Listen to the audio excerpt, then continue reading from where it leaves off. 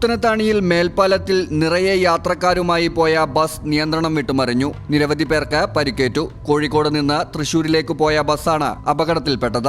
ദേശീയപാതയിൽ പുത്തനത്താണി ചുങ്കം മേൽപ്പാലത്തിൽ വൈകുന്നേരം 7 മണിയോടെയാണ് അപകടം നടന്നത്. നിറയെ യാത്രക്കാരുമായി പോയ സ്വകാര്യ ബസ് നിയന്ത്രണം വിട്ട് റോഡിൽ കുറുകെ മറിയുകയായിരുന്നു. കോഴിക്കോട് നിന്ന് തൃശൂരിലേക്ക് പോവുകയായിരുന്ന സ്വകാര്യ ബസ്സാണ് മറിഞ്ഞത്. റോഡിൽ മൺകൂനയിൽ കയറി നിയന്ത്രണം വിട്ട ബസ് റോഡിന് കുറുകെ മറിയുകയായിരുന്നു.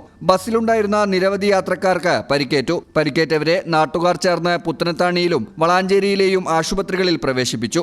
അശാസ്ത്രീയമായ റോഡ് നിർമ്മാണത്തെ തുടർന്ന് റോഡിൽ കൂട്ടിയിട്ട മൺകൂനയാണ് അപകടത്തിനിടയാക്കിയത്. റോഡിലോ പാലത്തിലോ മുന്നറിയിപ്പ് ബോർഡുകളും സ്ഥാപിച്ചിരുന്നില്ല. ദേശീയപാതയിൽ രണ്ടത്താണിക്കും വെട്ടിച്ചിറയ്ക്കുമിടയിൽ റോഡ് നിർമ്മാണം കഴിഞ്ഞ് തുറന്നുകൊടുത്തിരുന്നു. ചില ഭാഗങ്ങളിൽ പണി നടക്കുന്നുമുണ്ടായിരുന്നു. എന്നാൽ പാലത്തിനു മുകളിൽ വെളിച്ചം പോലും സ്ഥാപിച്ചിരുന്നില്ല. പാലത്തിനു മുകളിൽ കൂട്ടിയിട്ട മൺകൂനയിൽ കയറി പൊങ്ങിയ ബസ് മറിഞ്ഞ് 10 മീറ്ററോളം മുന്നോട്ട് നിരങ്ങി നീങ്ങിയ ശേഷമാണ് നിന്നത്. റോഡ് നിർമ്മാണത്തിലെ അശാസ്ത്രീയതയും മുന്നറിയിപ്പില്ലാതെ വഴിതിരിച്ചുവിടുന്നതും ബാക്കിയാകുന്ന മണ്ണ് കൂട്ടിയിടുന്നതുമാണ് അപകടത്തിനിടയാക്കുന്നതെന്ന് നാട്ടുകാരും പറയുന്നു. തൃശൂർ കോഴിക്കോട് റൂട്ടിലോടുന്ന പാരഡൈസ് ബസ്സാണ് അപകടത്തിൽപ്പെട്ടത്. ഈ ചാനൽ ന്യൂസ് പുത്തനത്താണി. ഞങ്ങളെപ്പറ്റി നിങ്ങൾക്കല്ലേ കൂടുതൽ അറിയുന്നത്? പരിശുദ്ധിയുടെ സുവർണ പാരമ്പര്യം.